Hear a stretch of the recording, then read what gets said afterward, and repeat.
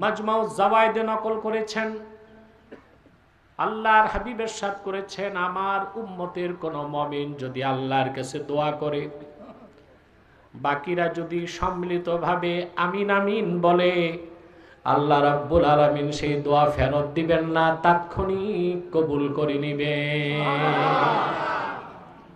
তাহলে আমরা যখন মোনাজাত করব, আমাদের গুনাহ মাফ হয়ে যাবে, নিষ্পাপ হয়ে বাড়ি যাব। এতেও কি খুশি আছি?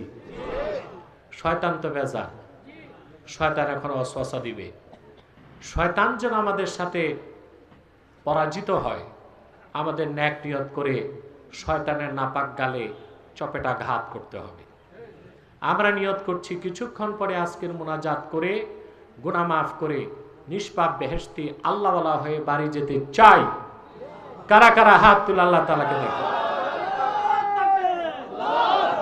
আল্লাহ কবুল করুক, সাল্লাল্লাহু আলাইহি ওয়াসাল্লাম। আল্লাহ কবুল করুক, আল্লাহ মঞ্জুর করুক। আসুন আলোচনায় প্রবেশ করি। আমার সঙ্গে আপনারা তিলাওয়াত করবেন, যেন প্রতিটি বাক্যের, প্রতিটি শব্দের, প্রতিটি অক্ষরের নূরকে আল্লাহ আমাদের সিনায় বিকশিত করে দেন। আউযু বিল্লাহি মিনাশ শাইতানির রাজীম। বিসমিল্লাহির রাহমানির রাহিম।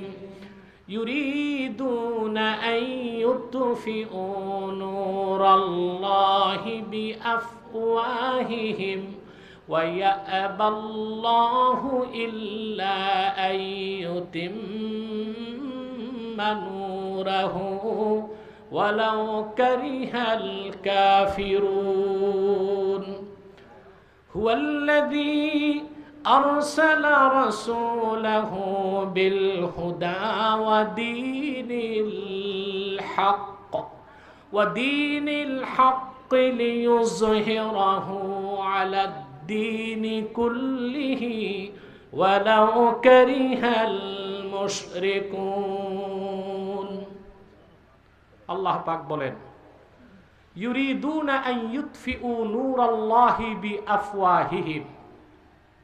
কাফের মুশরিক অবিশ্বাসীরা চায় তাদের মুখ দিয়ে, তাদের মুখের ভাষা, কথা, বাক্য দিয়ে, সংলাপ দিয়ে আল্লাহর নূরকে নিভিয়ে দিবে। ওয়ায়াবাল্লাহু ইল্লা আইয়ুতিম্মা নূরাহ। আর আল্লাহ তার নূরকে পরিপূর্ণতা দান করা ছাড়া অন্য কিছুকে অস্বীকার করেন। অর্থাৎ অবশ্যই আল্লাহ তার নূরকে পরিপূর্ণতা দান করবেন। সুবহানাল্লাহ। ওয়ালাউ কারিহাল কাফিরুন, যদিও এটা কাফেররা অপছন্দ করে। হুয়াল্লাযী আরসালা রাসূলাহু বিল হুদা ওয়া দীনিল হক। তিনি মহান আল্লাহ, যিনি আপন রাসূল মুহাম্মদ সাল্লাল্লাহু আলাইহি সাল্লামকে প্রেরণ করেছেন হেদায়েতের সাথে, মহাসত্যের সাথে। সুবহানাল্লাহ। যেন তিনি আল্লাহর নূর, দ্বীন ইসলামকে সমস্ত ধর্মের উপর, মতাদর্শের উপর বিজয়ী করতে পারেন। ওয়ালাউ কারিহাল মুশরিকুন, যদিও বা মুশরিকরা তা অপছন্দ করে। আমরা তরজমা শুনলাম, আমরা একটু ব্যাখ্যার দিকে যাচ্ছি। আল্লাহ তাআলা তার দ্বীনকে বলেছেন নূর। কি বলেছেন? আমাদের দেশে যারা বাংলাদেশে ডিপ স্টেটকে পরিচালনা করে, রাষ্ট্র যারা চালায়, এদের অধিকাংশ মানুষ বুদ্ধিজীবী, দার্শনিক, পণ্ডিত, প্রফেসর এবং সাধারণ জনগণের দ্বীন ইসলাম সম্পর্কে পরিপূর্ণ পরিষ্কার ধারণা নাই। এটা একটা দুঃখজনক বিষয়। আমাদের দেশে যারা রাজনীতি করে তারাও ইসলামের পুরা পরিচয়টা জানে না। অথচ পশ্চিমা দুনিয়াতে যারা রাজনীতি করে, নেতৃত্ব দেয়, তিনটা বিষয় তারা পড়ে। কটা বিষয়? History, theology, political science. ইতিহাস, ধর্মতত্ত্ব, রাষ্ট্রবিজ্ঞান। এই তিনটা না পড়লে ইউরোপ আমেরিকায় রাজনীতি করা যায় না, দেশ চালানো যায় না। সেজন্য ইউরোপ এবং আমেরিকাতে যারা শিল্পপতি এবং ব্যবসায়ী, তারা রাজনীতি করে না, এতে তাদের লস হয় ব্যবসার। আমাদের দেশে ঠিক তার উল্টো, এখানে ব্যবসায়ী শিল্পপতিরাই রাজনীতিতে আসে, আর রাজনীতি করার জন্য ধর্মতত্ত্ব, রাষ্ট্রবিজ্ঞান, ইতিহাস কিছুই পড়তে হয় না, শুধু লাগে পিস্তল বাহিনী, অবৈধ পয়সা, আঙ্গুল ফুলে কলা গাছ, সব রাজনীতিতে আসে। কিসে আসে? সব রাজনীতিতে আসে। এই জন্য বাংলাদেশে রাজনীতিতে যথেষ্ট পরিমাণ দুর্বৃত্তায়ন হয়ে গেছে। ভালো মানুষ রাজনীতি করতে ভয় পায়, ঠিক না? কিন্তু ইউরোপ আমেরিকায় যারা দেশ চালায়, রাজনীতি করে, এই তিনটা বিষয় পড়বেই তারা: ইতিহাস, রাষ্ট্রবিজ্ঞান, থিওলজি, ধর্মতত্ত্ব। দুঃখ এবং পরিতাপের বিষয়, ইউরোপ এবং আমেরিকায় যে থিওলজি বা ধর্মতত্ত্ব পড়ানো হয়, সেখানে ইসলাম সম্পর্কে ভুল ধারণা তৈরি করা হয়। সেজন্য আমার দেশ থেকে যারা অক্সফোর্ড এবং ক্যামব্রিজে পড়াশোনা করে ইউরোপ আমেরিকা ঘুরে আসে, ওই যে পশ্চিমাদের শিখানো ইসলাম সম্পর্কে ভুল ধারণা, সেটাই লালন করে দেশে আসে।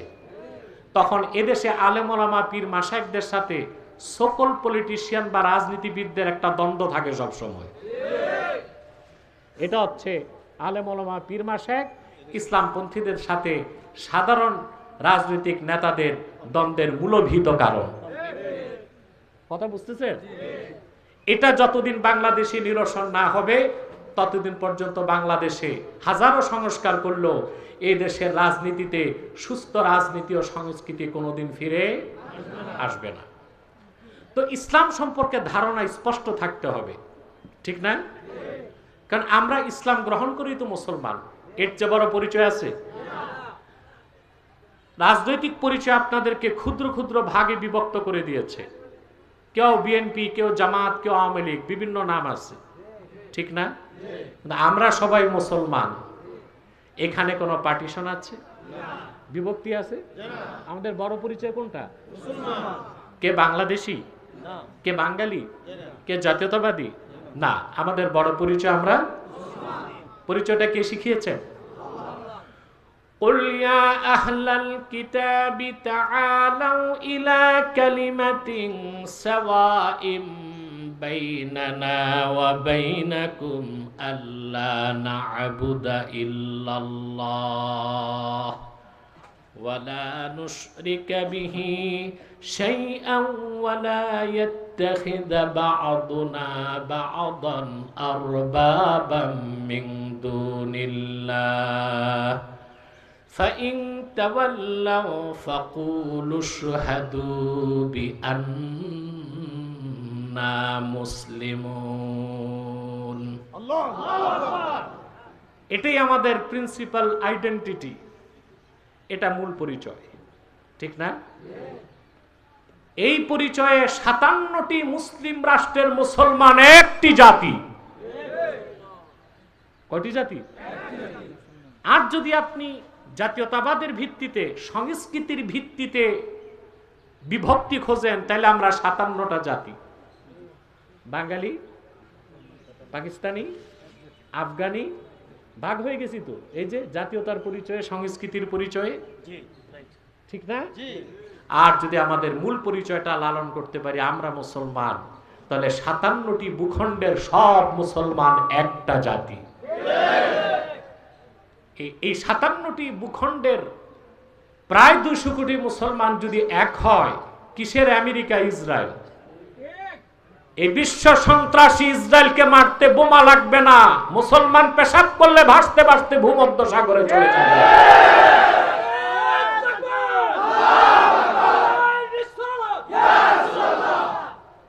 দেখেন না, ইরান থেকে মার খাচ্ছে। ইরানের সাথে আমাদের দ্বন্দ্ব আছে, কিন্তু ইহুদিদের প্রশ্নে দ্বন্দ্ব নেই।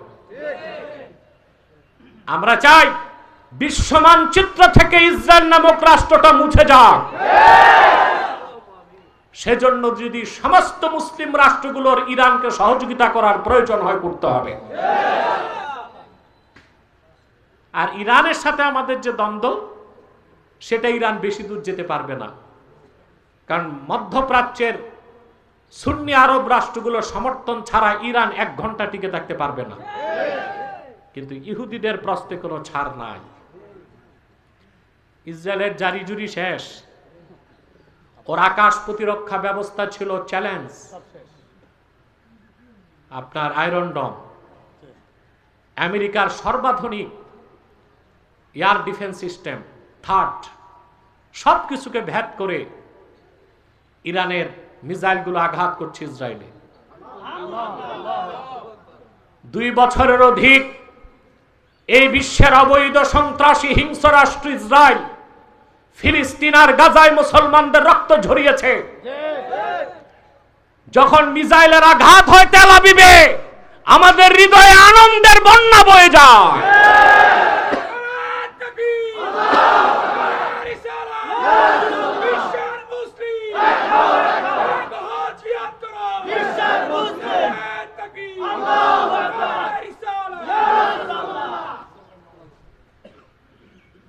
অনেকগুলো বিশ্বের মিডল ইস্টের সবগুলো রাষ্ট্র, সৌদি আরব, কাতার, বাহরাইন, এরা সবাই নিন্দা করেছে ইসরায়েলের এই হিংস্র হামলার তেহরানে। কিন্তু দ্বিতীয় বৃহত্তম মুসলিম দেশ বাংলাদেশের পক্ষ থেকে কোনো নিন্দা প্রস্তাব এখন পর্যন্ত আমার কানে আসে নাই। হওয়া উচিত কিনা বলেন? আল্লাহ করিম, কিন্তু হবে কিনা তাই তো সন্দেহ যথেষ্ট পরিমাণ। আমরা দেখব হয় কিনা, না হলে বুঝে যাব কত ধানে কত চা। বুঝার একটা টাইম আসছে, বুঝার একটা, দেখা যাক। আপনাদের মুরব্বী নিয়ে আমি যত কথা বলছি বাংলাদেশের কোনো মৌলবী সাহেব বলে নাই। আমি যা যৌক্তিক কোরআন সুন্নাহ ভিত্তিক গঠনমূলক সমালোচনা তা করে গেছি। এখন অনেকে সুর পাল্টাচ্ছে, দেখে যে না কথা তো ঠিক, দেখেননি আপনার? তা আমাদের সবচেয়ে বড় পরিচয় কি? এখন জন্মসূত্রে মুসলমান হলে কি মুসলমান, না ইসলাম গ্রহণ করে মুসলমান? এখন ইসলামের পরিচয় তো জানি না, আসল ইসলামের পরিচয় নেই। আল্লাহ রাব্বুল আলামিন দিন ইসলামের পরিচয় দিতে যে বলেন, فَمَنْ يَكْفُرْ بِالطَّاغُوتِ وَيُؤْمِنْ بِاللَّهِ فَقَدِ اسْتَمْسَكَ بِالْعُرْوَةِ الْوُثْقَى لَا انفِصَامَ لَهَا وَاللَّهُ سَمِيعٌ عَلِيمٌ فَمَنْ يَكْفُرْ بِالطَّاغُوتِ وَيُؤْمِنْ بِاللَّهِ, যে তাগুতকে অস্বীকার করলো, আল্লাহর উপর ঈমান আনলো, ফাকাদিস্তামসাকা বিল উরওয়াতিল উফকা, সে একটি শক্ত হাতলকে ধরল। দিন ইসলামকে আল্লাহ বললেন উরওয়াতুন উফকা, এমন শক্ত হাতল, লাং ফিসাম আলাহা লা ইনকিতা আলাহা, যেটা ধরলে বান্দার ফাইনাল ডেস্টিনেশন হবে আল্লাহর জান্নাত, মাঝখানে কোনো বিরতি। এই যে আমরা বলি ডাইরেক্ট জান্নাত, এটা তো সহজ জিনিস না। ডাইরেক্ট জান্নাত এটারে সহজ বানাইছে আমাদের দেশের কালেকশনের বক্তারা। দেখা যায় সুদখোর ঘুষখোর এতিমখানায় দিচ্ছে 10,000 টাকা, বক্তা মুনাজাতে 14 গোষ্ঠী বেহেশতে পাঠাইতে থাকে। তার নরমাল বেহেশত না, জান্নাতুল ফেরদাউসের কথা বলে। কি বলে? জান্নাতুল ফেরদাউসে পাঠাইতে থাকে। সে পাঠাইলে কি পাঠানো হবে? দেখতে হবে লোকটার ঈমান ঠিক কিনা, আমল ঠিক কিনা, আকীদা ঠিক কিনা, কামাই ঠিক কিনা। আমার ভাইরা, আল্লাহ রাব্বুল আলামিন দিনকে বলেছেন উরওয়াতুন উসকা, এই দিন ইসলামকে আল্লাহ বলেছেন নূর। আল্লাহ পাক বলেন আল্লাহু ওয়ালিয়ুল্লাযীনা আমানু ইউখরিজুহুম মিনাজ যুলুমাতি ইলান নূর। মুমিনদের অভিভাবক হচ্ছেন আল্লাহ রাব্বুল আলামিন। আল্লাহ তাআলা মুমিনদেরকে অন্ধকার সমূহ থেকে টেনে এনে একটি নূরের দিকে আনেন। সেই নূর হচ্ছে ইসলাম। সেই নূর কি? ইসলাম। সুবহানাল্লাহ বলেন। এই ইসলামকে আল্লাহ বলেছেন নূর। আল্লাহ রাব্বুল আলামিন আপনার বারবার আকাশের দিকে তাকান, কেন বৃষ্টি হয় কিনা? আরে ভাই, বৃষ্টি হলে তো মাথায় পড়বেই, সমস্যা কি? আল্লাহ যথেষ্ট দয়া করছেন আমাদের, আসবে না এই চ্যালেঞ্জ করেন না, তাহলে সব পণ্ড হয়ে যাবে। ইনশাআল্লাহ আসবে না, আল্লাহ দয়া করছেন।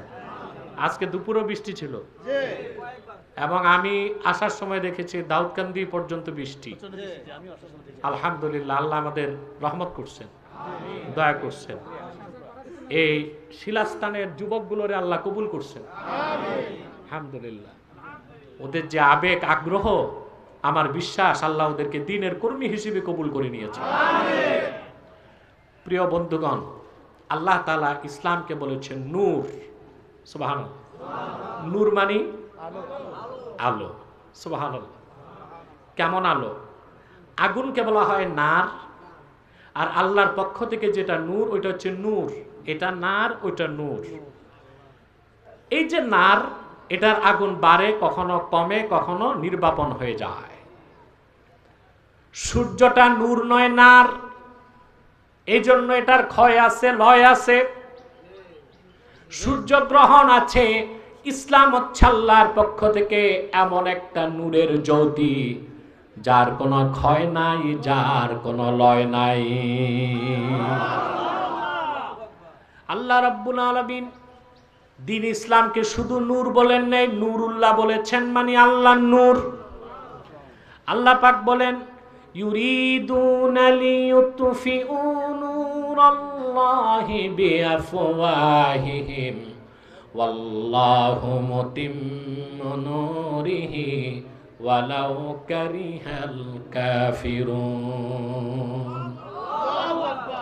আর সূরা তাওবাতে আল্লাহ তাআলা বলেন, ইউরিদুনা আন ইউতফিউ নূরাল্লাহি বিআফওয়াহিহিম ওয়া ইয়াবাল্লাহু ইল্লা আন ইউতিম্মা নূরাহু ওয়ালাউ কারিহাল কাফিরুন।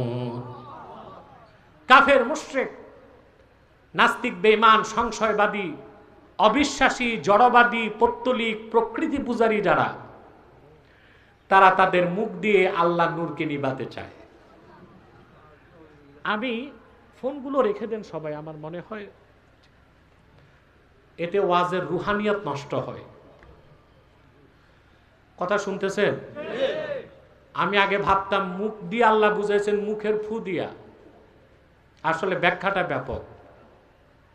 ইসলামের বিরুদ্ধে কাফের মুশরিকের যে ন্যারেটিভ, এটা প্রচার হয় কিসে? মুখে। কথা বলেন, মুখে না? যত দার্শনিক, পণ্ডিত, বিজ্ঞানী, রাজনীতিবিদ, প্রফেসর, কিছু পড়বেন না, শুধু শুনবেন। এরা যা কিছু ইসলামের বিপক্ষে বলছে সব কি দিয়ে করে? মুখ দিয়ে করে। আর কথা বলার জন্য লাগে কি? বাতাস। কি লাগে? আপনি যে কথা বলেন কি দিয়ে? মুখ দিয়ে। কথার উৎপত্তি কি ঠোঁটে না মনে?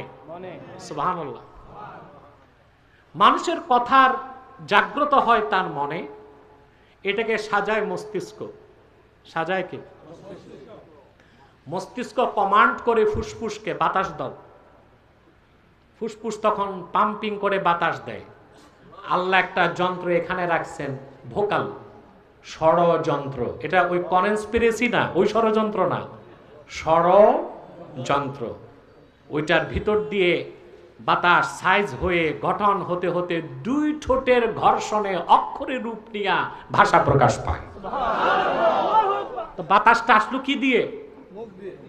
মুখ দিয়ে, বাতাস দিয়ে। এই জন্য বলা হয়েছে তারা তাদের মুখের ফু দিয়া আল্লাহর নূর নিবাইতে চায়। এই ফু মানে এই ফু না, এই ফু মানে সংলাপ, ন্যারেটিভ, কথা, যুক্তি, উক্তি, এসব দিয়ে ইসলামের বিরোধিতা করা। এই কাজটা আগেও হয়েছে, আবু জাহেলের উত্তরসূরিরা এখনো এই কাজটা করে। করে কিনা? এই যে আপনাদের ঢাকা বিশ্ববিদ্যালয়ে স্টাডি হল আছে, কি আছে? এই স্টাডি হলগুলোতে কিছু নাস্তিক মুসলিম নামধারী তারা বসে বসে ছাত্রদের পাঠ চক্র দেয়। এটার নাম কি? পাঠ চক্র। পীর সাহেবরা করে তালিমি মাহফিল, আর বুদ্ধিজীবীরা করে পাঠ চক্র। পীর সাহেবরা কি করে?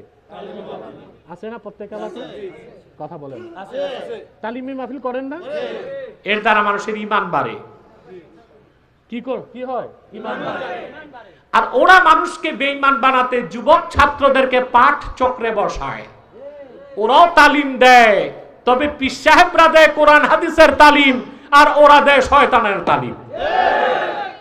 এদের কাজ হচ্ছে যুবকদের মাথাকে নষ্ট করা। এই যে আমার দেশের যত সমন্বয়ক দেখেন, এক টপ টু বাটাম যত সিনিয়র সমন্বয়ক সব আমার ভক্ত ছিল, আমার কাছে আসতো, কিন্তু 5 আগস্টের পর দেখি সবার মাথা হ্যাং হয়ে গেছে। পরে শুনলাম এগুলোর মাথা ধোলাই করছে ফরহাদ মজহার আর রাখাল রাহা। নামটা হিন্দু নাম না? ওর নাম সাজ্জাদুর রহমান, কিন্তু কতটা নিকৃষ্ট, সে ভালো নামটা বাদ দিয়া নাম রাখছে কি রাখাল রাহা। আল্লাহর শানে চরম বেয়াদবি করেছে সে। আমরা তার মৃত্যুদণ্ড দাবি করেছি, দেশ ছেড়ে পালাইছিল, আবার আসতে চাচ্ছে। বাংলাদেশে বাক স্বাধীনতার দোহাই দিয়ে, মুক্ত চিন্তার দোহাই দিয়ে অনেকেই আল্লাহ তার হাবিব মুহাম্মদ সাল্লাল্লাহু আলাইহি সাল্লামের আরশ চুম্বি সম্মান মর্যাদার বিরুদ্ধে বক্তব্য দেয়, তা বরদাস্ত করা হবে না। আইন প্রণয়ন করে শাস্তির আওতায় আনতে হবে। যদি আইন প্রণয়ন না করা হয়, তারা মুখের স্বাধীনতা দেখালে আমরা হাতের স্বাধীনতা চালু করে দিব।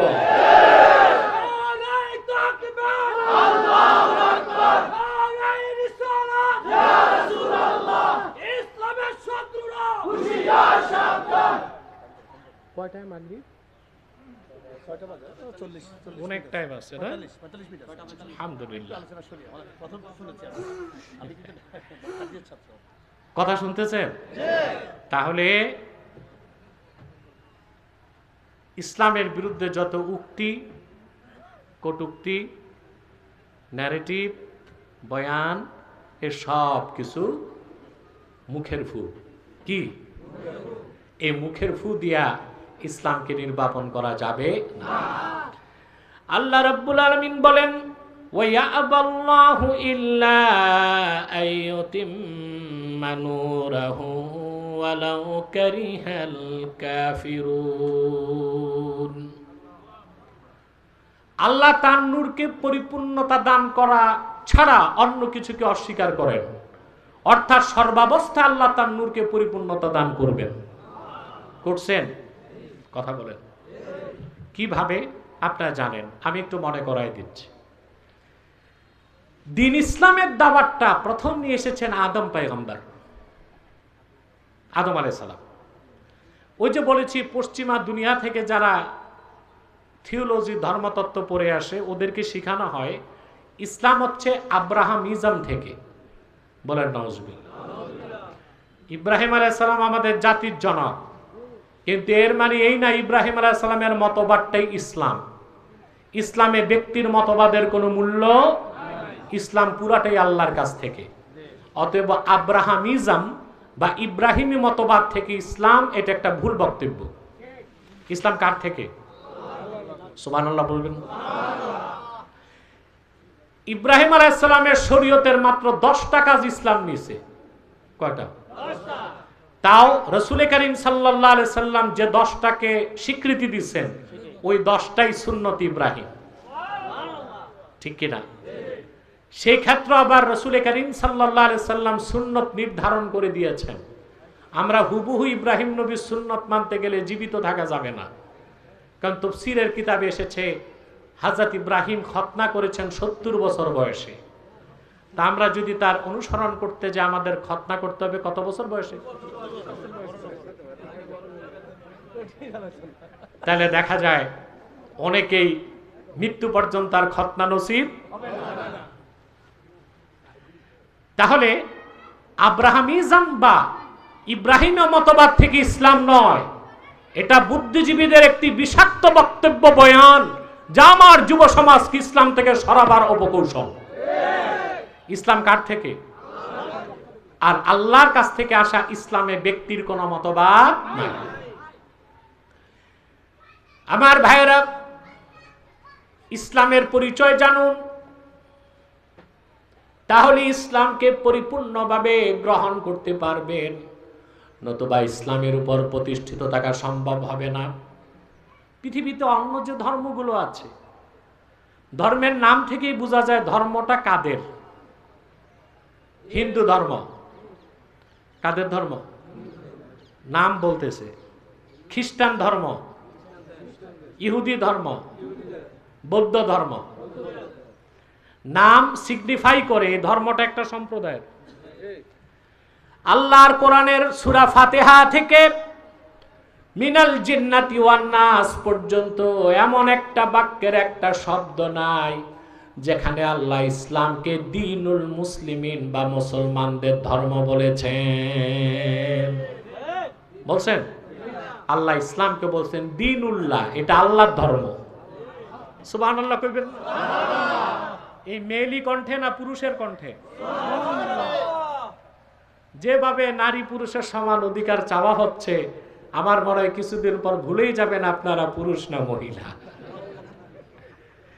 সম্মানিত শুধু কোরআন শরীফের কোথাও আল্লাহ ইসলামকে দ্বীনুল মুসলিমিন মুসলমানদের ধর্ম বলেন নাই। আল্লাহ বলেছেন ইদা জাআ নাসরুল্লাহি ওয়াল ফাতহ ওয়া রাআইতান নাসা ইয়াদখুলুনা ফি দীনিল্লাহি আফওয়াজা। আল্লাহ দ্বীন ইসলামকে বলেছেন দ্বীনুল্লাহ, আল্লাহর দ্বীন, অর্থাৎ মুহাম্মদ সাল্লাল্লাহু আলাইহি ওয়াসাল্লাম আল্লাহর পক্ষ থেকে যে দ্বীন এনেছেন তা শুধু আরববাসীদের জন্য নয়, গোটা বিশ্ব মানবতার মুক্তির জন্য তিনি দ্বীন এনেছেন। এটা দ্বীনুল্লাহ। কার দ্বীন? আমরা ইবাদুল্লাহ। জমিন হচ্ছে আরদুল্লাহ, দ্বীন হচ্ছে দ্বীনুল্লাহ। আল্লাহর জমিনে আল্লাহর বান্দারা আল্লাহর দ্বীন দিয়া দেশ চালাবে, সেখানে সাম্প্রদায়িকতার কোনো ধোঁয়া তোলা যাবে না। দ্বীন কার? জমিন কার? বান্দা কার? আমরা ইবাদুল্লাহ, আল্লাহর বান্দা। দ্বীন আল্লাহর দ্বীন, জমিন কার? তবে আল্লাহর দ্বীন যদি কায়েম করতে চান এই পশ্চিমা বিশ্ব ব্যবস্থায় ডেমোক্রেসির পানি পড়া খাইয়া হবে না, সেটা লাগবে সাহাবায়ে কেরামের তরিকায়, খেলাফত আলা মিনহাজিন নবুওয়াত।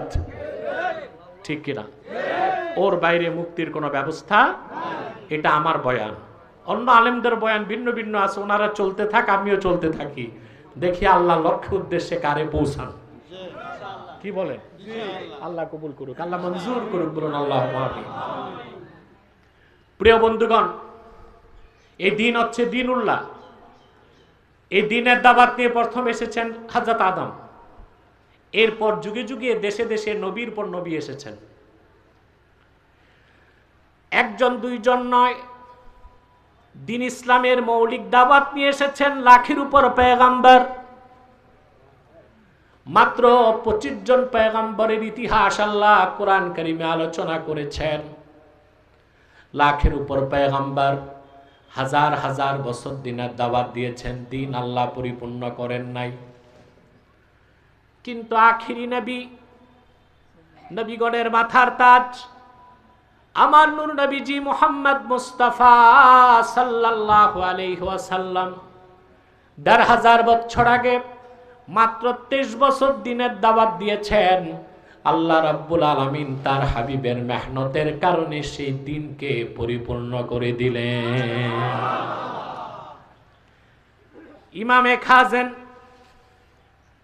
তাফসীরুল খাজেনে রওয়ায়াত করেন, আল্লাহর হাবিব সাল্লাল্লাহু আলাইহি ওয়াসাল্লাম দুনিয়ার থেকে বিদায় নেবার মাত্র 81 দিন আগে, দিনটা ছিল আরাফার দিন, দিনটা ছিল জুমুয়ার দিন, নূর নবীজি আমার বিদায় হজ্জের ভাষণ দিচ্ছিলেন।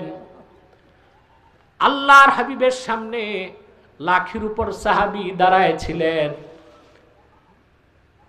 আসর নামাজের শেষ সময়, মাগরিব নামাজের কিছু আগে জিবরিল চলে আসলেন। আল্লাহ ঘোষণা করলেন, আল ইয়াউমা আকমালতু লাকুম দীনাকুম ওয়া আতমামতু আলাইকুম নি'মাতি ওয়া রাদিতু লাকুমুল ইসলাম দীনা। ও মানব জাতি, আজকে আমি আল্লাহ তোমাদের জন্য দিনকে পরিপূর্ণ করে দিলাম, তোমাদের উপর আমার নিয়ামতকে পরিসমাপ্ত করলাম। শুধু তাই নয়, আমি আমার হাবিবের রক্ত ঝরা দিনকে একমাত্র মনোনীত করলাম। রাসূলুল্লাহ সাল্লাল্লাহু আলাইহি ওয়াসাল্লামের মাধ্যমে আল্লাহ সাহাবায়ে কেরামকে খুশ খবর শোনালেন বিদায় হজ্জের দিন। সুবহানাল্লাহ, কত বড় খুশির কথা এটা! আমরা মুসলমান বুঝি নাই, কিন্তু মদিনা মুনাওয়ারাতে যে ইহুদিরা ছিল ১৫০০ বছর আগে, ওরা বুঝতে পারছিল। সুনান তিরমিজিতে একটি হাদিস এসেছে, হাদিসটি তাফসীর খাজেনও এসেছে।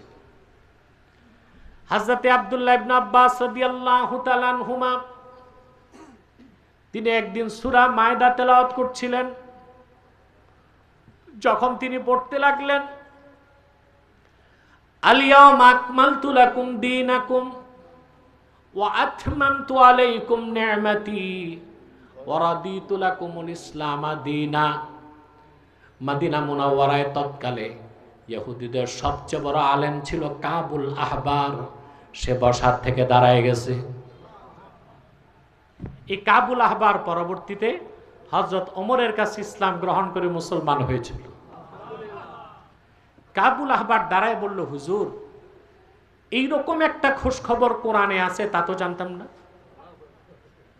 এইরকম একটা আয়াত যদি আমাদের নবী মুসার উপর নাজিল হইতো, তো খুশির চোটে আয়াত নাজিলের দিনকে আমরা ঈদের দিন বানাইতাম।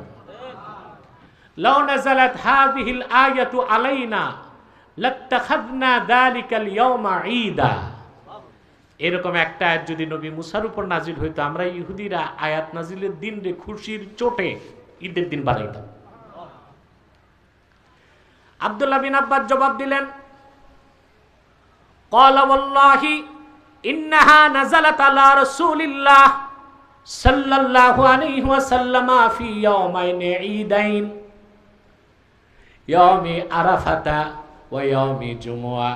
ইহুদি, তোমার জানা নাই, আল্লাহর পবিত্র সত্তার কসম, আল্লাহ তার নবী মুহাম্মদ সাল্লাল্লাহু আলাইহি সাল্লামের উপর এই আয়াত নাজিল করেছেন এমন একদিন, যেই দিন ডবল ঈদ হয়েছে। দিনটা ছিল হজের দিন, দিনটা ছিল জুমুয়ার দিন। আপনারা বুঝছেন এই আয়াতের ওজন কতটুকু? জি না, আমি একটু বুঝাই। কি বলেন? ঘুমাচ্ছেন না তো? আরে ভাই, আপনারা মেড ইন বাংলাদেশ। দুপুর 12টায় জুমার নামাজে জুমেন আপনারা, সেই লোকগুলো না আপনারা? আপনাদের বিশ্বাস আছে নাকি? কে কে ঘুমান একটু হাত উঠান দেখি। বাহ, একজন পাওয়া গেছে। এটা হুজুগে, এজন্যই বলে হুজুগে বাঙালি। আমি দেখছি এখন হুজুগে বাঙালি না, হুজুগ তো কাজে আসে। হুজুগে বাঙালি বলেই তো 5 তারিখ দেশ স্বাধীন করতে পারছে। কিন্তু যারা স্বাধীন করলো তারা আর দেশের নেতৃত্ব নিতে পারলো না, কারণ বাঙালি শুধু হুজুগে বাঙালি না, না বুঝেও বাঙালি। না বুঝেও বাঙালি, না তো কাদের হাতে থাকতো দেশ? ছাত্রদের হাতে থাকতো। ওরা তো হাতছাড়া করছে, ওরা বুঝে উঠতে পারে নাই, রাজনীতি বুঝে না তো। হ্যাঁ, যাক, ওদের ব্যাপারে এত কথা বলছে, ওরা আমার উপর খুব নারাজ, আর বলতে চাই না। আমি ওদের সংশোধন চেয়েছি, বুঝতে পারছেন? চাইলাম তো 10 মাস, এখন তো তারা টের পাচ্ছে। আমি তো ওদের কল্যাণটা চেয়েছিলাম, ঠিক না? আল্লাহ ওদের হেদায়েত করুক। আর যারা 16 বছরের জুলুমের পাথর সরায় দিছে দেশ থেকে, আল্লাহ তাদের নিরাপত্তার ব্যবস্থা করুক, এটা আমি চাই। ওরা যেভাবে সাহস করেছে, কোনো রাজনৈতিক দলের পক্ষে সাহসটা করা সম্ভব। আবার রাজনৈতিক দলগুলো যদি পার্টিসিপেট না করতো, তাদের পক্ষে আত্মহত্যা করা ছাড়া উপায় ছিল না। অতএব এখানে আমি বলি, কোনো মাস্টার মাইন্ড নাই, কোনো স্টেক হোল্ডার নাই। জালিমের ধ্বংস হয়েছে আল্লাহর গজবে। এখন মাস্টার মাইন্ডের অভাব নাই, এখন মাস্টার মাইন্ডের অভাব নেই। আমি মাস্টার মাইন্ড, তারপরে আমি বলবো আমি মাস্টার মাইন্ড। আমি 16 বছর কম কথা বলি নাই জালিমের বিরুদ্ধে। অথবা মাস্টার মাইন্ড বলতে কিছু নাই, স্টেক হোল্ডার বলতে কিছু নাই, সবটাই হচ্ছে আল্লাহর হুকুমে। বাকি আল্লাহকে যদি নারাজ করেন, তা আবার গজব আসবে। সাবধান থাকতে হবে না? কথা বলেন। আল্লাহ কবুল করুক, আল্লাহ মঞ্জুর করুক। সম্মানিত সুধী, যে কথা বলছিলাম, কথাটা ওজন করতে পারেননি। আদম থেকে শুরু করে ঈসা পর্যন্ত লক্ষাধিক পয়গম্বর হাজার হাজার বছর দিনের দাওয়াত দিয়েছেন, দিন পরিপূর্ণ হয় নাই। মুহাম্মদ সাল্লাল্লাহু আলাইহি সাল্লামের 23 বছরের দাওয়াতে আল্লাহ দিন পরিপূর্ণ করে দিলেন। তাহলে কি এ কথা সাক্ষ্য দেওয়া যায়? লাখের উপর পয়গম্বরের মেহনত এক পাল্লায় রাখলেও আল্লাহর আখিরি নবী মুহাম্মদ সাল্লাল্লাহু আলাইহি ওয়াসাল্লামের মেহনত আরেক পাল্লায় দিলে তার ওজন বেশি হবে।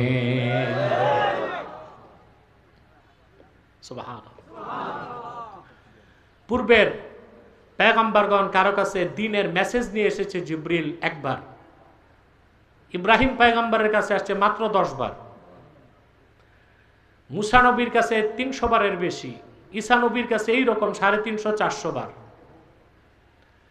বুখারী সাক্ষী দেয় আল্লাহর আখিরি নবী মুহাম্মদ সাল্লাল্লাহু আলাইহি সাল্লামের কদমে 1000 বছর আগে আল্লাহ দিনের দাওয়াত নিয়ে জিবরিল এসেছেন একবার দুইবার নয়, 24,000 বার।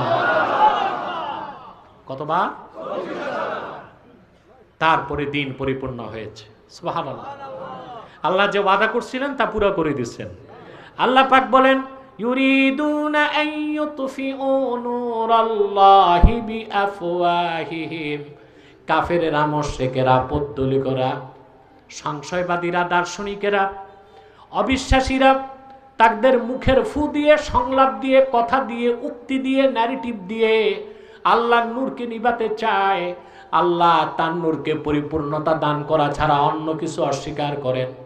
আল্লাহ 1000 বছর আগে মুহাম্মদ সাল্লাল্লাহু আলাইহি সাল্লামের আনিত দ্বীন ইসলামকে পরিপূর্ণ করে দিয়েছেন। পরের আয়াতে আল্লাহ ঘোষণা করলেন, হুয়াল্লাযী আরসালা রাসূলাহু বিল হুদা ওয়া দীনিল হক। তিনি সেই আল্লাহ যিনি পরিপূর্ণ নূর, ওনার নূর দ্বীন ইসলাম দিয়ে মুহাম্মদ সাল্লাল্লাহু আলাইহি সাল্লামকে পাঠালেন, হেদায়েতের সাথে মহাসত্য দিন, যেটা আল্লাহর নূর, যেটা আল্লাহ পরিপূর্ণ করে দিয়েছেন সেই নূরের সাথে। লিউযহিরাহু আলাদ দীনি কুল্লিহি, যিনি তিনি পৃথিবীর সকল ধর্মের উপর, মতাদর্শের উপর, মতবাদের উপর আল্লাহর নূর দ্বীন ইসলামকে বিজয়ী করতে পারেন। বলেন সুবহানাল্লাহ। ইসলাম 1500 বছর আগে বিজয়ী হয়ে গেছে। ইসলামকে টেক্কা দেবার মতো কোন ধর্ম, কোন মতবাদ পৃথিবীতে নাই, ছিল না, থাকবে না। বলেন সুবহানাল্লাহ। ওয়ালাউ কারিহাল মুশরিকুন, মুশরিকরা যদিও বা তা অপছন্দ করে। এখন খুব সূক্ষ্ম কয়েকটা বিষয়। ইসলাম, আল্লাহ তার হাবিব মুহাম্মদ সাল্লাল্লাহু আলাইহি সাল্লামের রক্ত ঝরা দ্বীন ইসলামকে 1500 বছর আগে পরিপূর্ণ করে দিয়েছেন এবং সকল ধর্ম, মতবাদ, মতাদর্শের উপর বিজয়ী করেছেন। সুবহানাল্লাহ। অতএব পৃথিবীতে আর কোনো ধর্ম, মতবাদ নাই বা ছিল না যেটা ইসলামের মোকাবেলা করতে পারে। এখন কয়েকটা মাসালা বলে দিচ্ছি। আমাদের দেশে অনেক স্কলার, বক্তা, প্রবক্তা ওয়াজ করতে যে বিভ্রান্তিমূলক কথা বলে, তারা বলে থাকে আমাদের এক হইতে হবে, নতুবা ইসলামের ক্ষতি হবে। ইসলাম কি ক্ষতি হওয়ার জিনিস?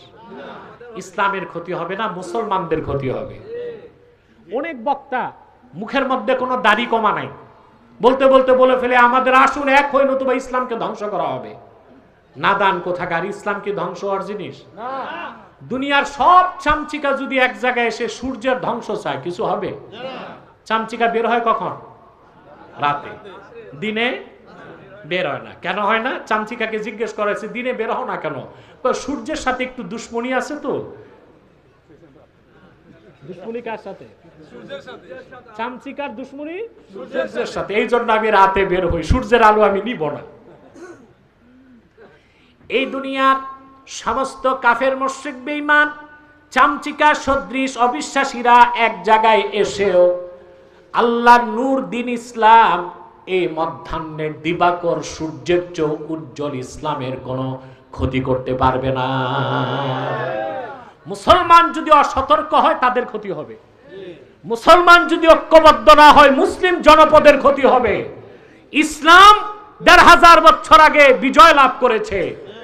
ইসলামের কোনো পরাজয় নাই, বলেন সুবহানাল্লাহ। মুসলমান ভুল করলে তার পরাজয় হবে, মুসলমান ঐক্যবদ্ধ হলে তার বিজয় হবে। কথা বুঝতে পেরেছেন? ইসলামকে মোকাবেলা করার কোনো ধর্ম মতবাদ নাই। আপনি বলতে পারেন যে ধর্মগুলো আছে, ধর্ম যেগুলো আপনারা দেখেন এগুলো খাতায় কলমে, মন্দিরে, প্যাগোডায়, কোন ধর্ম মূলত অস্তিত্বে। হিন্দু ধর্ম এটা হচ্ছে একটা কালচারাল ইনস্টিটিউট। হিন্দু ধর্ম কোনো ধর্ম না, এটা একটা সংস্কৃতি। এটা কি? এই জন্য ভারতে যারা নাস্তিক, আল্লাহর তৌহিদ বিশ্বাস করে না, ওরাও নিজেদেরকে হিন্দু পরিচয় দেয়, কারণ এটা একটা সাংস্কৃতিক পরিচয়। এটা কি? ইউরোপ এবং আমেরিকাতে খ্রিস্টান ধর্মের যে চর্চা আছে ওটা তো খ্রিস্টান ধর্ম না। ঈসা রুহুল্লাহ যে আকীদা নিয়ে পৃথিবীতে এসেছিলেন ওটা ছিল এক আল্লাহর তাওহীদের বিশ্বাস। বর্তমান খ্রিস্টান ধর্ম হচ্ছে থিওরি অফ ট্রিনিটি, তৃতীয়বাদের বিশ্বাস। এটা একটা শিরকি মতবাদ। পৃথিবীতে যে ইহুদি ধর্ম বলতে কিছু এখন নাই, এখন আছে জায়নিজম। কি আছে? জুডাইজম আর জায়নিজমে পার্থক্য আছে। জুডাইজম হচ্ছে ধর্মীয় বিশ্বাস যার মাধ্যমে মানুষ ইহুদি হয়, আর জায়নিজম হচ্ছে ভিন্ন জিনিস। অর্থাৎ আপনি ইহুদি না হয়েও ইহুদিদের রাজনৈতিক আদর্শকে বা ইসরায়েল রাষ্ট্রকে সমর্থন করলে আপনি জায়নবাদী, আপনি জায়নিজ। আপনি কি ইহুদি না। জুডাইজম বিশ্বাস করলে কি হয়? ইহুদি। তো জুডাইজম বিশ্বাস করার ইহুদি পৃথিবীতে এখন 10-12 লাখ আছে, বাকি 1.1 কোটি যা দেখেন এই সব হচ্ছে জায়নিস্ট। সব কি? জায়নিস্ট। ইহুদি ধর্ম তো নাই। বৌদ্ধ ধর্ম এটা আছে পাহাড় পর্বত জঙ্গলে, এটা একটা সংস্কৃতি। একমাত্র আল্লাহর তাওহীদের বিশ্বাসের উপর প্রতিষ্ঠিত দিন ইসলাম। এবার আসেন, ইসলামের বিপক্ষে কোনো মতাদর্শ টিকতে পারবে না। এই যে আপনাদের দেশে যারা রাজনীতি করেন, আপনারা পশ্চিমা সভ্যতা নিছেন। কোনটা? ইউরোপ আমেরিকার সভ্যতা। এই সভ্যতার 3টা ভিত্তি। কয়টা? জোরে বলেন। 3টা ভিত্তি। বলবো? পশ্চিমা সভ্যতার মূল ভিত্তি 3টা। একটা হচ্ছে, প্রথম যে ভিত্তিটা হচ্ছে এটা হচ্ছে মিথ্যাশ্রিত খ্রিস্ট ধর্ম। 2 নম্বর হচ্ছে ধ্বংসপ্রাপ্ত রোমান সভ্যতা। ধ্বংসপ্রাপ্ত রোমান সভ্যতা, মিথ্যাশ্রিত খ্রিস্ট ধর্ম। আর 3 নম্বর হচ্ছে সোফিস্টদের দ্বারা আমদানিকৃত প্রাচীন গ্রিক দর্শন। এই 3 মিথ্যা ভিত্তির উপর গড়ে উঠেছে পশ্চিমা সভ্যতা। আর আমার দেশের অসংখ্য মুসলমান ইসলামের সভ্যতা আদর্শবাদ দিয়া পশ্চিমা সভ্যতায় দেশ চালাতে চায়। পশ্চিমাদের অসভ্য আর কে আছে? মধ্যপ্রাচ্যের তেল চুরি করে তারা দেশকে সমৃদ্ধ করে, আর বোমা বানায় ইসরায়েলকে দেয় মধ্যপ্রাচ্যে আগুন জ্বালাতে। পশ্চিমারা সবচেয়ে অসভ্য। পৃথিবীতে বলা হয় ইংরেজদেরকে সভ্য জাতি, আর ইতিহাস পড়লে দেখবেন পৃথিবীর টপ মোস্ট আনসিভিলাইজড নেশন, সবচেয়ে অসভ্য জাতি ইংরেজরা। 1757 সালের আগে ওদের কি ছিল? চোর ছিল, সমুদ্রে চুরি করত। এরা ছিল সাগরের নৌদস্যু। এই বিভিন্ন সমুদ্রে যে বণিকরা যেত, এগুলো তারা লুটপাট করত, বিভিন্ন উপদ্বীপে যে চুরি চামারি করতো। এছাড়া তাদের আর কিছু ছিল না। 1757 সালে এসে ঢুকলো ইস্ট ইন্ডিয়া কোম্পানি উপমহাদেশে। প্রথমে হাত দিল আমাদের স্বাধীনতা সূর্যে, ঠিক না? তারপর 190 বছর, 200 বছর, আপনার 190 বলেন, 190 না, আসলে 200 বছর। 47 সালে যখন দেশ ভাগ হয়েছে, আপনার ইতিহাস পড়ে দেখবেন পাকিস্তানও স্বাধীন হয় নাই, বাংলাদেশও স্বাধীন, হিন্দুস্তানও স্বাধীন হয় নাই। এগুলো ছিল ডমিনিয়ন স্টেট। কি ছিল? Dominion state. তাদের কোনো সংবিধান ছিল না, আইন ছিল না। পাকিস্তানের লাগছে কয়েক বছর, ভারতের লাগছে কয়েক বছর, তারপর হয়েছে এরা স্বাধীন ইন্ডিপেন্ডেন্ট স্টেট। তাহলে ইংরেজরা শাসন করলো কত বছর? এই 200 বছরে এই মুসলিম মোগলদের, সুলতানদের যত হীরা জহরত, সোনা রূপা চুরি করে নিয়ে গেছে বিলেতে। গবেষকদের মতে 200 বছরে তার উপমহাদেশ থেকে যে লুটপাট করছে তার বর্তমান বাজার মূল্য $42 ট্রিলিয়ন। কত? 1000 বিলিয়নে 1 ট্রিলিয়ন। যুক্তরাষ্ট্রের মোট রিজার্ভ আছে 23 ট্রিলিয়ন, আর ওরা চুরি করে নিছে 42 ট্রিলিয়ন। ট্রিলিয়ন অর্থাৎ 42,000 বিলিয়ন ডলার। 1 বিলিয়ন ডলারে বাংলাদেশের 12,000 কোটি। এবার চিন্তা করেন কি পরিমাণ সম্পদ চুরি করে নিয়ে গেছে। এগুলো হচ্ছে চোরের জাতি, ওরা নাকি সভ্য জাতি। ওরা আবার চুরি চামারি ব্লুটুথ করে দিছে আমেরিকায়। কোথায়? কেন? আমেরিকাটা উপনিবেশ করছে ইংরেজরাই আগে। কারা? তো ওদের চুরি চামারি বদমাশি অসভ্যতা এগুলো ব্লুটুথ করে দিছে আমেরিকা, বাকি ব্লুটুথ করে দিছে ইউরোপে। এর জন্য ইউরোপ আমেরিকার সভ্যতা পুরাটাই হচ্ছে মানবতার রক্তের উপর প্রতিষ্ঠিত। সেখানে কোনো মুক্তি নাই, সেখানে কোনো কল্যাণ নাই। অতএব ইসলামকে মোকাবেলা করার কোনো ধর্ম বা মতবাদ নাই, ছিল না, থাকবে না। কারণ আল্লাহ তার হাবিব মুহাম্মদ সাল্লাল্লাহু আলাইহি ওয়াসাল্লামের মাধ্যমে দিন ইসলামকে ১৫০০ বছর আগে সকল ধর্ম মতবাদের উপর বিজয়ী করেছেন। বলেন সুবহানাল্লাহ। সেই দিন মোতাবেক চলতে চান? জোরে বলেন, চলতে চান? শেষ কথা, শিক্ষা যেটা নিয়ে যাবেন, এই দিন 3টা জিনিসের সমষ্টি। কয়টা? প্রথম হচ্ছে ঈমান, তারপরে ইসলাম, তারপরে ইহসান। এই 3 মিলে দিন ইসলাম। এখন বলবেন ঈমান কি? ঈমান হচ্ছে আল্লাহর কোরআনের শুরু থেকে শেষ প্রতিটি বাক্যের প্রতিটি শব্দের প্রতিটি অক্ষর ওইভাবে বিশ্বাস করা সাহাবায়ে কেরাম যেভাবে বিশ্বাস করছে। সুবহানাল্লাহ। ঈমানের মানদণ্ড কারা? লজ্জা হয় কইতে? আল্লাহ রাব্বুল আলামিন বলেন, ওয়া ইযা কিলা লাহুম আমিনু কামা আমানান নাস। কাফের অবিশ্বাসীদেরকে যখন বলা হলো মানুষেরা যেইভাবে ঈমান এনেছে ওইভাবে ঈমান আনো, ওই মানুষ কারা? ইমাম সুয়ুতী ব্যাখ্যা করেছেন, আয় আমিনু কামা আমানা আসহাবু মুহাম্মদ সাল্লাল্লাহু আলাইহি ওয়াসাল্লাম। মুহাম্মদ সাল্লাল্লাহু আলাইহি সাল্লামের সুমহান সাহাবীগণ যেভাবে ঈমান এনেছে ওইভাবে ঈমান আনো। শুধু কোরআন বিশ্বাস করলে হবে না, আল্লাহর হাবিব সাল্লাল্লাহু আলাইহি ওয়াসাল্লামের যত হাদিস আছে বিশ্বাস করতে হবে। বাংলাদেশে একটা দল বের হয়েছে আহলে কোরআন, শুধু কোরআন মানে, হাদিস মানে না। হাদিস অস্বীকারী আহলে কোরআন দাবিদার কি আহলে কোরআন না আহলে শয়তান? চিল্লায় বলেন। এগুলো মুসলমান না কাফের? হাদিস অস্বীকার করলে তো ইসলামই থাকে না। দ্বীনের ভিত্তি কয়টা? 3টা। মৌলিক অংশ 3টা: ঈমান, ইসলাম, ইহসান। ঈমান হচ্ছে বিশ্বাস। এখন আপনি হাদিস বাদ দিলে তো ইসলাম থাকে না। বলেন তো ইসলামের ভিত্তি কয়টা? 5টা। দ্বীনের মৌলিক অংশ 3টা, ইসলামের ভিত্তি কয়টা? 5টা। দ্বীনের মৌলিক একটা অংশ ইসলাম, আরেকটা ঈমান, আরেকটা ইহসান। ইসলামের আবার ভিত্তি 5টা। আল্লাহর হাবিব ইরশাদ করেছেন, বুনিয়াল ইসলামু আলা খামসিন, শাহাদাতি আল্লা ইলাহা ইল্লাল্লাহ ওয়া আন্না মুহাম্মাদার রাসূলুল্লাহ সাল্লাল্লাহু আলাইহি ওয়াসাল্লাম ওয়া ইকামিস সালাতি ওয়া ইতাইজ যাকাতি ওয়াল হজ্জি ওয়া সাওমি রমাদান। 5টি ভিত্তির উপর ইসলাম প্রতিষ্ঠিত হয়েছে। তার প্রথমটা হচ্ছে ঈমান, তারপরে হচ্ছে সালাত, তারপরে হচ্ছে যাকাত, তারপরে হচ্ছে হজ, তারপরে হচ্ছে রমজানে রোজা। আপনারা নড়াচড়া করছেন কেন? আমার আগে কি উঠতে চান নাকি? এত নড়াচড়া কেন? আল্লাহ তো বৃষ্টি দেন নাই, বাতাস দিয়েছে, এটাই তো দরকার। আজানের আর কতক্ষণ আছে দেখেন তো? হ্যাঁ, আমাকে 5 মিনিট আগে বলতে হবে, ঠিক আছে? প্রিয় ভাইরা, খুব মনোযোগ দিয়ে শোনেন। আমাদের পূর্ণাঙ্গ দ্বীনের পরিচয় নিতে হবে, ঠিক না ভাই? তো বলছিলাম যে ঈমানের পরে কি? সালাত। এখন কোন শয়তান যদি বলে আমি শুধু কোরআন মানি, হাদিস মানি না, সে নামাজ পড়তে পারবে না। নামাজ কয় ওয়াক্ত? আল্লাহ বলেন, আকিমিস সালাতা তারাফা ইন্নাহারি ওয়া যুলাফাম মিনাল লাইল ইন্নাল হাসানাতি ইউযহিবনাস সাইয়্যাত। 5 ওয়াক্ত নামাজের কথা আল্লাহ বলেছেন, 80 বারের বেশি নামাজ পড়ার হুকুম করেছেন।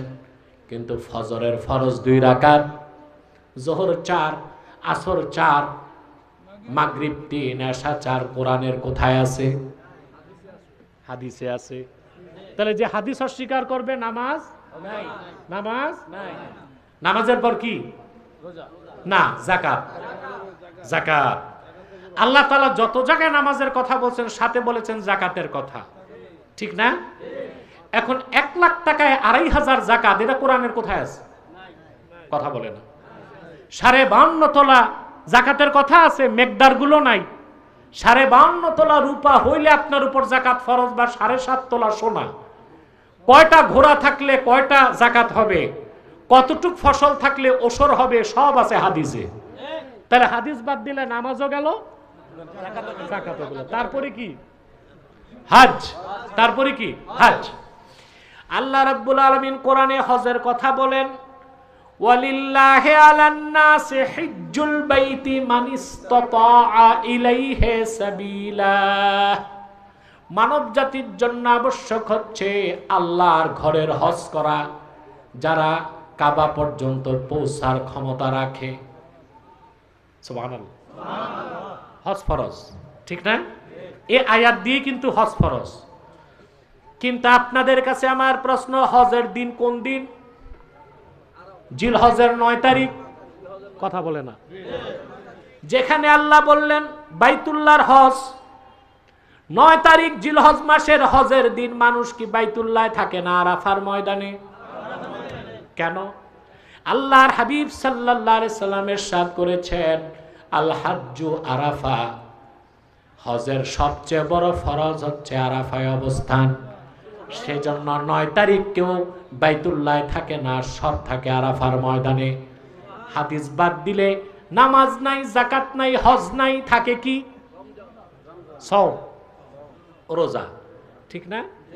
সওম শব্দের দুইটা অর্থ।